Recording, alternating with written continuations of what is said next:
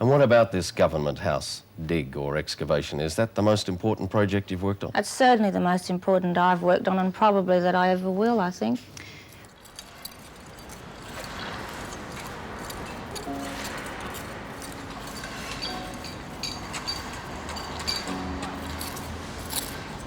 I just loved to dig. I just found it the most exciting thing in the world. It's like being a detective and thinking every day, what is going to come out of this site? I used to dream about it all the time. I'd never experienced anything.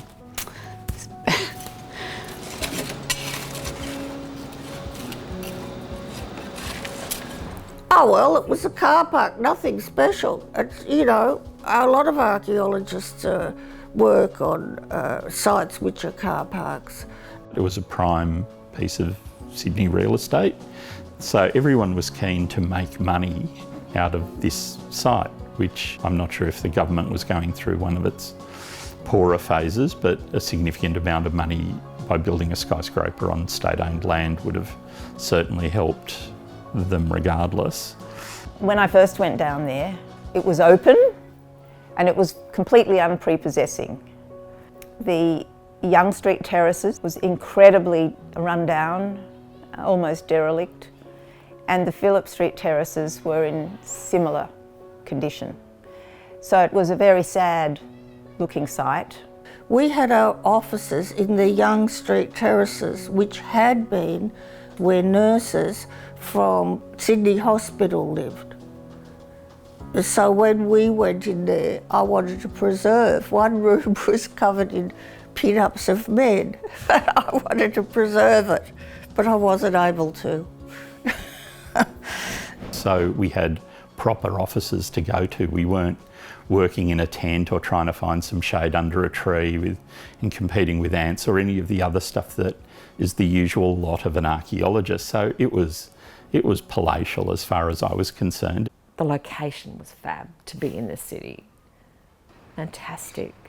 I think what I enjoyed most about it was that we were in the middle of the city with all those noises around us, and yet we were out almost like in the bush, as it were. We were in a, that's my happy place, getting dirty, but with a purpose. I didn't think that there was much potential for anything to have survived. I looked at all those early plans, and that's one of the reasons I knew where the original footings might have been, somewhere like that. Much to my and everybody's amazement, certainly my amazement, and very quickly, Annie's team found two major sets of stones 6 inches below the surface, like 6 inches below the surface. There was these massive stones. And I realised I'd found the foundations of the first government house. I knew that couldn't be anything else. Obviously they were them because that's what we were looking for. I think it was a surprise to archaeologists what we were able to find. I think it was even more of a surprise to general public and to the politicians. It was really exciting. It was really hot, and the heat was exacerbated by the fact that a high hoarding was put around the site. For some reason the government stopped anybody being able to see what was happening. What I do remember is that we weren't allowed to speak to the media. I remember that being told to us very clearly. Information was being funneled out or fed to the media formally, but they wanted to know what was really happening. Cars, journos would drive their cars on the footpath, and photographers would stand on the top of the car to film over the fence what we were doing. Not for very long, because we wanted them to cut. We cut these bits out so the public can look through. You had this sort of constant audience of people looking at what you were doing, trying to figure it out in their heads. It felt like being in the zoo sometimes. They had never seen an archaeological dig in any form. So we got lots of shouts through the window about looking for dinosaurs or found any gold coins yet. Have you found any gold yet? You know, what are you doing? Are you getting paid for that? Can I come and do it? Is the whole building under there? People used to ask us. Oh, is that the roof? And so Shana would point to a post hole, black post hole, saying, oh yes, that's the chimney. If you found any dinosaur bones, for some reason there's always a mix-up between paleontologists and archaeologists. People were fascinated, and I remember being kind of excited that other people wanted to know what was happening and that we were part of something important. People who worked around us were really interested, like our neighbours working in the high-rises would grab us if they saw that we were buying something for lunch and have a chat to us in the queue, and sometimes invite us up to have a look at the site from their perspective, which was always fantastic. You really got a sense of being part of a working community there. Annie was the head. She did a lot of the wandering around, making sure that everybody was in their place doing what they needed to do, and she was also doing a lot of the communications with, you know, people outside of the actual team. I was the director of the whole excavation and therefore the final person to make decisions about what was done and how it was recorded and what people did.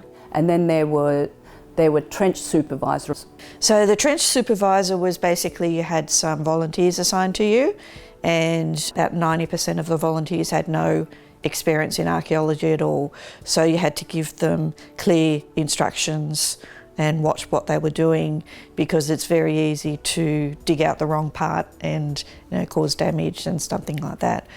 We'd had really great training from the supervisors, so it was, you know, quite intense and quite a lot of concentration about excavating, putting any finds we had aside, then putting the dirt we collected into buckets, taking those buckets to the sieves and sieving through them to make sure there was nothing hiding in the dirt, and then bagging what we found, and then make sure those bags were really carefully labelled with the trench, the layer, the exact location of where it had come from.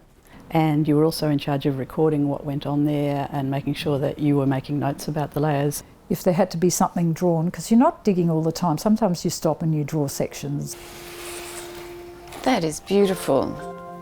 Each layer is defined with little X's or lines or stripes or triangles, and all of this key. Oh, it's beautiful. Oh, it's so lovely to see it. You realise how complex it is too. Needing to be incredibly accurate about each trench and the locations of artefacts in those trenches, and how important that was, that you're not just kind of digging a big trench and then tossing it to the side, but that every layer, every kind of tiny layer has to be recorded. Actually, I kind of see it as quite a beautiful object now, but it's a very practical working document that tells you all about that particular trench. But there was also quite a few people who were off to the side, on site, processing the artefacts as they were coming out of the ground as well. So it was a real hub of activity with different activities involved in the actual investigation taking place. Because often, you know, directing an excavation is a bit like directing a movie. There's a lot of stuff going on. It's mentally exhausting. You know, there was a sense of chaos, but it wasn't chaotic at all. It was very, very organised. I think a lot of people have misconceptions about how archaeologists excavate, because you see on television and they're lying there with a, you know, tiny tool and toothbrushes and all that sort of stuff. It's not always that detailed. We started with great big excavating machines with shovels and A lot of the time, if the substance that you're digging is all the same, there's no changes, you use the bigger tools. It's only when you get down to when it starts changing and you need to get down to the finer tools. The standard tool was a trowel, so like that would just buy in the hardware store. It wasn't anything fancy. Most archaeologists have their own and carry them around and get very possessive of them. We all had trowels. Experienced archaeologists had teeny tiny little trowels. Annie had a really little trowel because hers had just been worn down by years and years of work with it. The trowel was the only thing that was mine, so that's always stayed with me all the time, and so that was my main tool. But it's quite a hard tool, and it's a tool that can do quite a lot of damage. So learning to use that instead of kind of digging around, but to kind of be really gentle, be really conscious of, can you hear anything, can I feel anything, can I see anything that's happening, do I need to stop, slow down, do something different, tell somebody. Yeah, so that was a really, important learning process, but they did it really gently, Glenys Jones worked with me. I think she was an archaeology student, but Glenys was definitely the person I worked with most on the site. Yeah, I remember being trained by the wonderful Sue McIntyre. She was just very patient, but I guess really highlighted that, there was only one opportunity to dig. Once you'd dug it, you'd destroyed it. Because I'd never done it before, that training was really important, just being really careful. Yeah, that kind of mentoring was really wonderful on site. I remember just being super keen to learn, and keen to learn on a site where we were finding really early remains. We were trained to take really good notes, daily notes, including which volunteers were working with you. I can see that I've done little diagrams here. So the notes are a really good reminder for yourself, but also for sharing with each other. And you really realise how valuable they are in making sense of how a site is gradually exposed, how your thinking changes as you go from basically an undug site to something that you've spent months and months puzzling out. Saturday the 19th of February 1983, yes, so I've done a little plan. The footings were revealed on Saturday afternoon in Trench 38R 3150, a great day. Yes. So they're really handy to have at the time. They're an invaluable record for afterwards, and although we keep more or less objective records, we can't understand those objective records without having a good sense of the human side informing those objective decisions. So this is your pathway into that space. I think for me, being pregnant and having recently graduated and not being in a job, which was a 9-to-5 job, I really felt like I had to keep going. I had to prove myself. I couldn't take time off or do anything. So I invented the belly excavator, which was 2 planks with enough room for my belly to hang down the middle, and I'd excavate like that, leaning over. And I remember Helen Temple visited the site once. She's going, "That can't be comfortable." I said, "It's perfectly fine. It's just perfectly spaced for my belly to hang down the middle and be able to excavate like that." Going home on a public bus, covered in mud, in overalls, with a trowel in your back pocket and heavily pregnant, I can tell you no one stood up for me on the bus. It rained a lot during that dig. A bit of rain just before you start is often magic because it just settles the dust and makes everything sort of sharp and coloured. But we didn't just get a little rain, we got buckets and torrential storms quite a bit throughout the whole site. And because it is a bit of a catchment for a chunk of Sydney, all of the water was rushing towards my trench, it felt like, most of the time. We started during one of the big droughts, and then when I had everything open, the drought broke, so everything backed up. So it was just a lake for a while, and I lost strata because it just, all of a sudden, oh God. They were like swimming pools, and we needed mechanical pumps to just empty them, and then you would have to hope there was enough dry weather just to dry them out for a couple of days before you could dig again. I do remember a lot of rain. In the early days of the site, we had these huge rolls of orange plastic sheeting. When it was really windy, they'd blow away, so then you had to put things over there. And it was really difficult because you've got these fragile edges of pits, and so you're trying to weigh down the plastic without collapsing anything.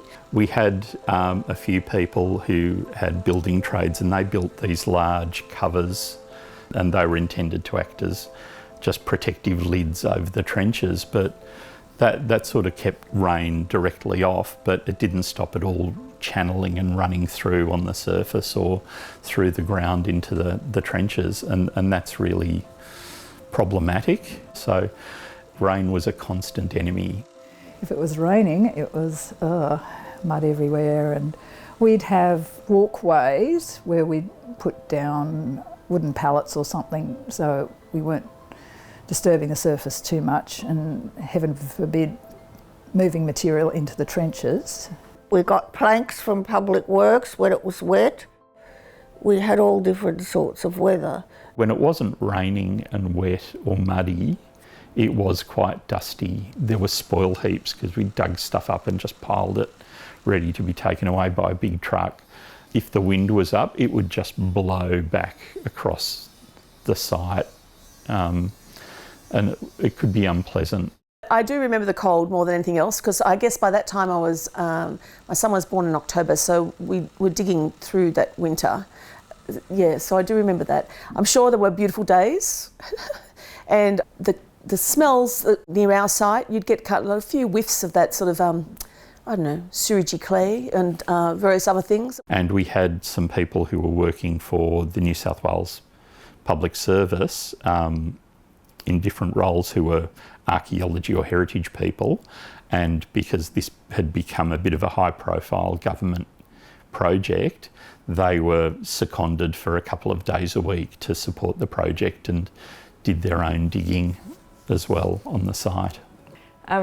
We were all told to go and work there. From my own perspective, that was exciting to climb out from behind my desk. We all knew how to excavate. We knew what the processes were.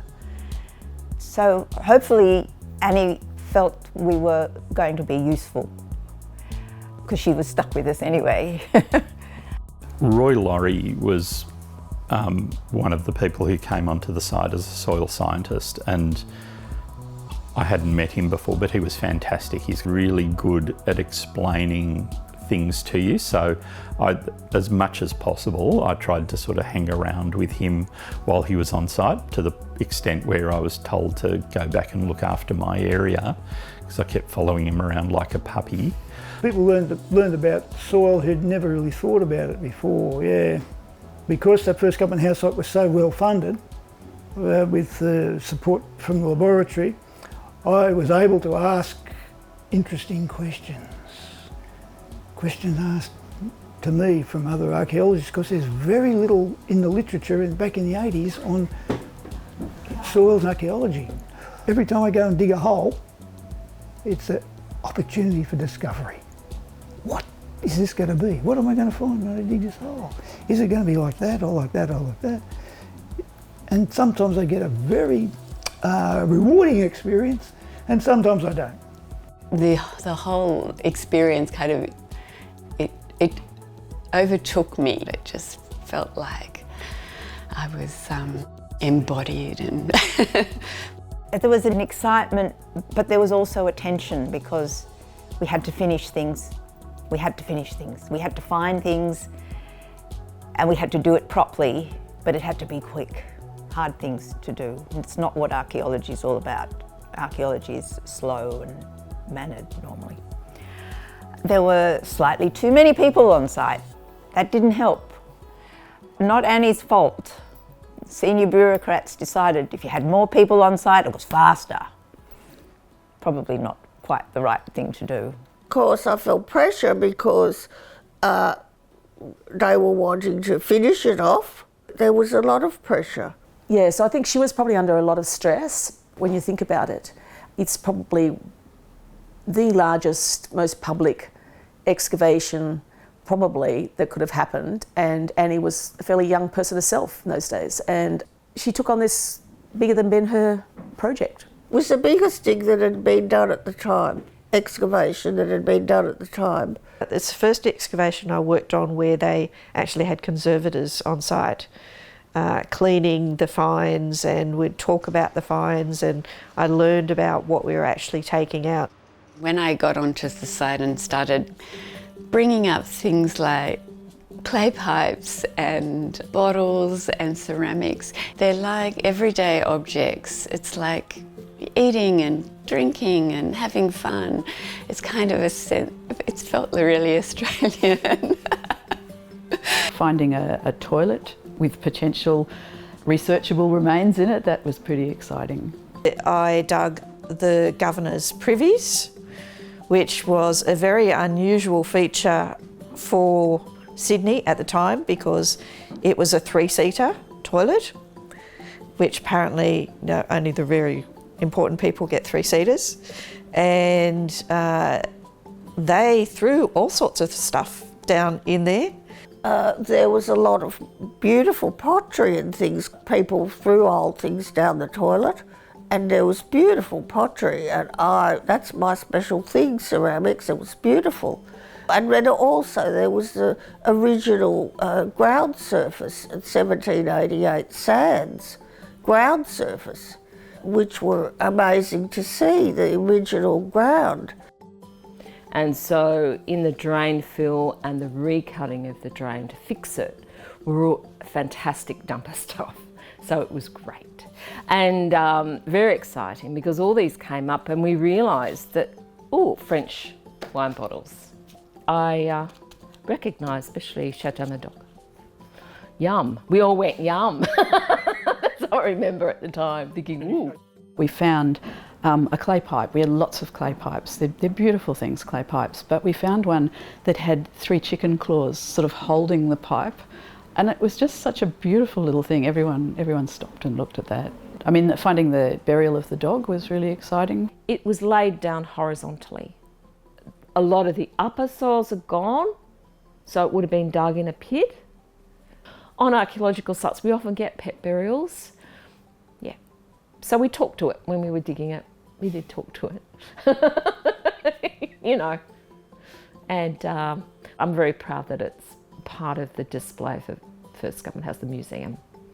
I think to find the dog grave is interesting because most of us now who've had kids will have a yard full of pet graves, and so it's interesting that someone years later comes along and digs up your pet's grave and your pet is immortalised. So it's someone's going to go to my place and find 2 guinea pigs, 4 goldfish,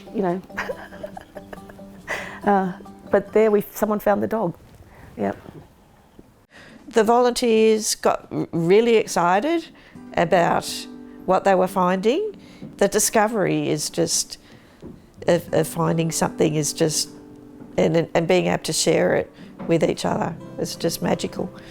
When Dennis found the enormous pipe with the skull on it, he just shared it all out. He was so proud and happy.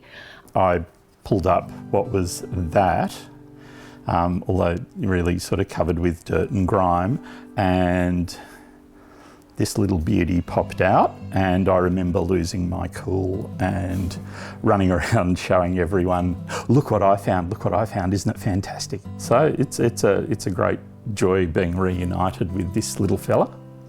I remember the time really well.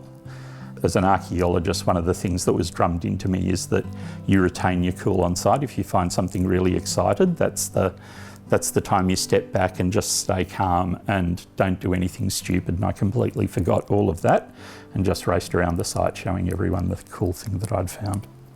But the main excitement really for me was when Sue McIntyre was digging out in the south part of the outbuilding. We got into a drain that we'd found, and the grate of the drain had obviously mainly rusted away on the top, but these little things had fallen into the drain. Was myself and Glynis Jones that found these things and started to recognise what they were. That's so exciting. Yeah, it's so wonderful to see them again. It's really interesting. As I was digging these up, I just could not work out what they were, and there was more and more and more of them coming up, and I was thinking, gosh, what is this? And then the supervisor came across and was looking at them and could, you know, start to see that they had writing on them, and yeah, and that they were typeface. We know from history records that there was a printing press sent out with the First Fleet. It's very interesting historically. In the building, the printer lived, worked next to the governor. So the press was part of, like, the government, you know. It's where people put the notices of the government notices, but it's where people put their ads for the products coming in, where they lose things, animals, or they're telling the world that this convict has run away and this is what he looks like. You get a real sense of the people in the colony, not just at Government House. And so it's incredibly important to have this connection, this physical connection to that. Did I find any artefacts in my excavations when I was looking at this? Hardly ever. We're looking at the things that they used, and a lot of them are quite ordinary. You're digging up artefacts that come from all sorts of people that are working on the site.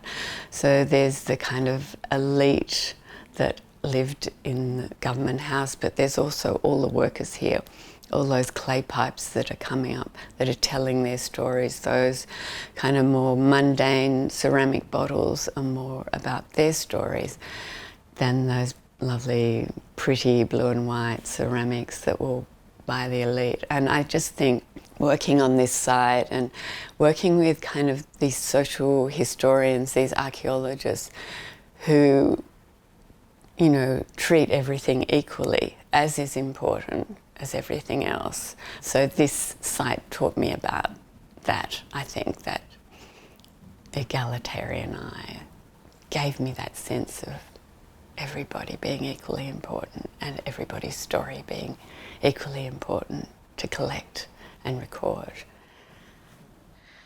The social aspect of the excavation is something that does really stay in my mind, because I have been in some toxic work environments since then. It was a really good work environment. What I really enjoyed about the job, what I looked forward to, was the camaraderie. It was like a big family.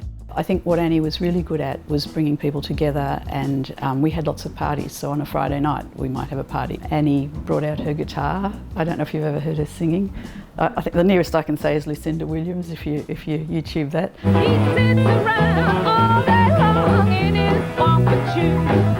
Quite a unique sound.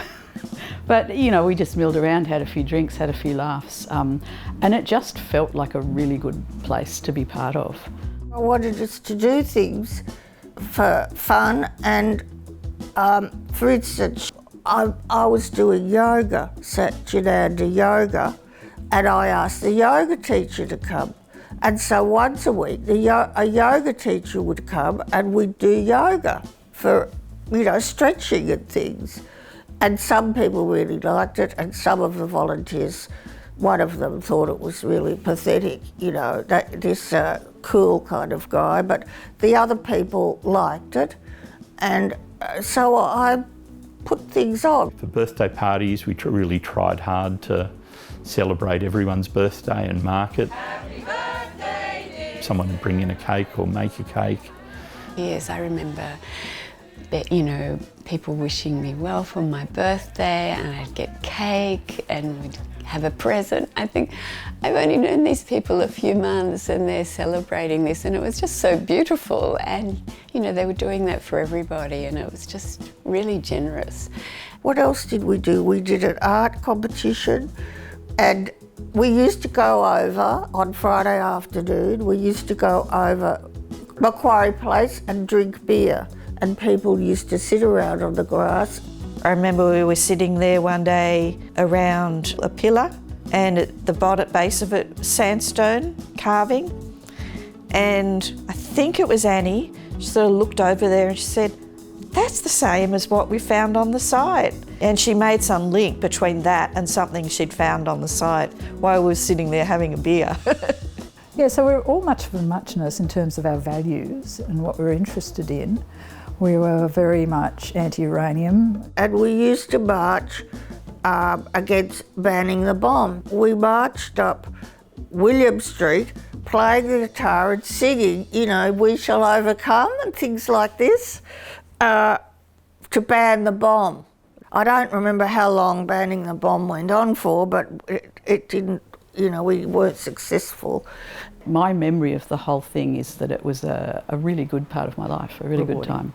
It was a really happy experience, as well as incredibly interesting, yeah, and rewarding. It was a really inclusive work environment at a time where that was not something that was expected. Yeah, it felt like a very safe environment for everyone. I'd worked in bars and I'd worked in banks, and they were very sexist, very uncomfortable places for young women in the 80s. And this was a space that I just found really nurturing, and it was full of wonderful women, really.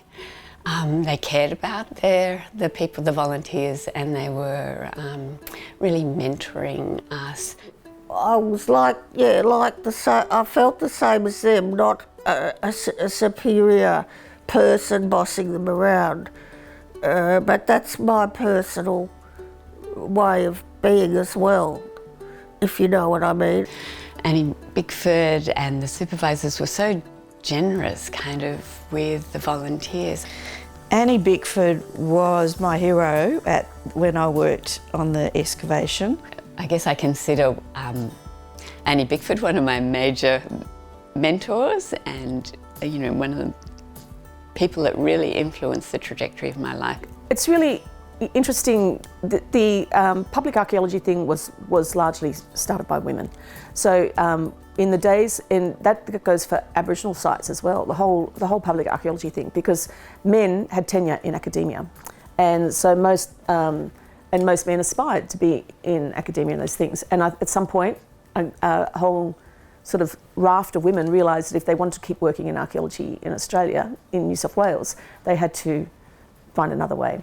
And I recall a funny story, not quite related to First Government House, but it was in national parks where Country Practice rang up the office at National Parks, which was responsible for Aboriginal heritage, and said, and got one man on the phone, and he said, and they said to him, we're doing an episode on it with an archaeologist fighting a dam going in, and what should he be wearing? And they went, well, first, should be a woman, should have short hair, dangly earrings, and very colourful odd job overalls. And that's exactly how that person appeared in Country Practice. And that was about how we all looked in the day. Overalls, the whole works. I started with dark blue navy overalls, and then when I realised I was going to be working there for a while, went to the city shopping with my mother and bought 2 more pairs of overalls. I had a lime green pair and a bright pink pair, hot pink. One of the volunteers always wore a headband, and I always thought, she's so retro and groovy. And then I think Annie always wore her overalls, and we didn't wear hard hats. We didn't have to have steel-capped boots. We didn't have any of that then. You could wear anything you like, and you didn't have to, you know, cover your arms for the sun or anything. You think of it nowadays, if we run an excavation, and most of the time you have to have PPE on, protective gear on. In those days, there really wasn't that I guess, knowledge or practice of that. We had boots and we had overalls, but it wasn't really a focus on what might be in the soils. Luckily, I think none of us contracted anything terrible from the soils. You know, it's been such a joy over the years to have my parents come along to the site. You just don't get that opportunity now. Because of OH&S, you just don't get a lot of students that come and do voluntary work and can come onto a site when and you can't do any of that anymore. So that side of the outreach is really frustrating to me because, you know, they say get them when they're young. But it's definitely taken a lot of the joy out of excavating. It's a real backward step. Yeah, the site was very much in the public domain at the time in terms of, there was newspaper reports on it, there was action groups, there was rallies, there was all these sort of things. We, of course, working on it thought were really important. We did have a sense of importance, I think, in the site. I think we had a sense of importance that we were doing something different as well. This site, being what it was so important to the history of Sydney.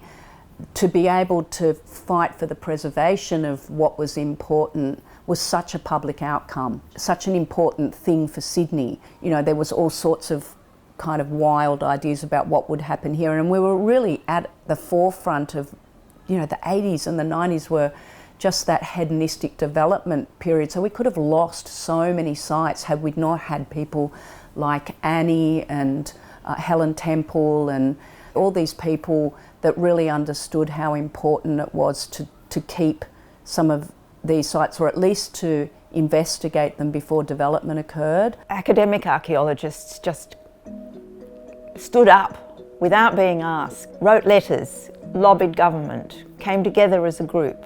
They were historical archaeologists, they were classical archaeologists, they were archaeologists that worked with Aboriginal sites. But they all spoke with a single voice. We had historians, we had engineers. There were public interest groups like the Friends of First Government House who took it on themselves to organise a rally just at the critical time. All of these people just kept the pressure up in their own different ways.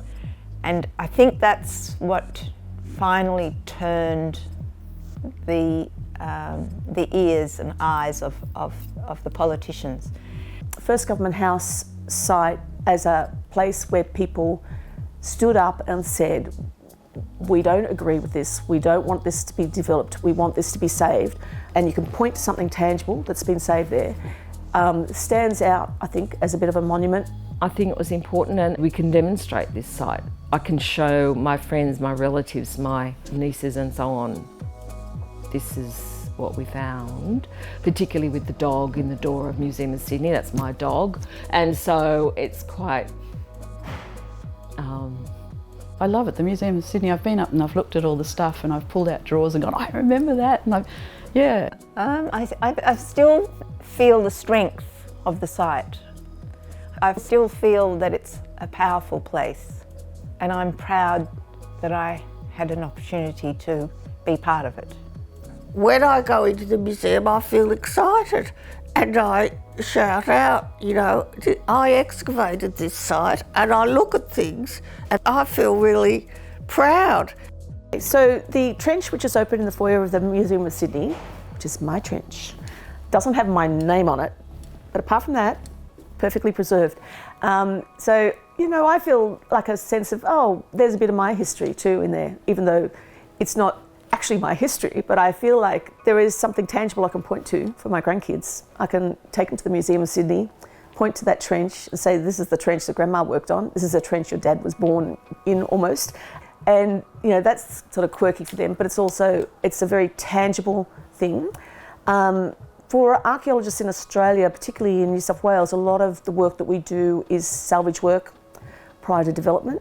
So sometimes there's not a lot of tangible evidence of the work you've done, and sometimes you have to question the value of the work that's done in the sense of what gets saved. It's like just dig it out, sort of like one of those little advent calendars you get for Christmas where you open the thing and take the chocolate out and eat it. That's archaeology in New South Wales. Take the chocolate out, eat it, and you lift a hole, and then you fill it with something else. And I think that's a really important thing to show that people just didn't always accept it. If you look at the way the planning legislation works now, the archaeology often comes very late in the planning decision. So it's all approved, the development's going to go ahead, you're just going to salvage the site as your condition. And you know, that's completely the wrong way around, really. We should be looking at this thing, assessing its significance, assessing its importance, and the management decision should follow the importance of the site.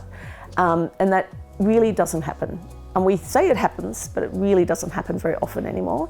And I think this just showed the tenacity of the public, the power of the public, if they were to stand up and object more often in the same way that they did at First Government House, we would have a very different landscape. So I think First Government House does stand out in that way.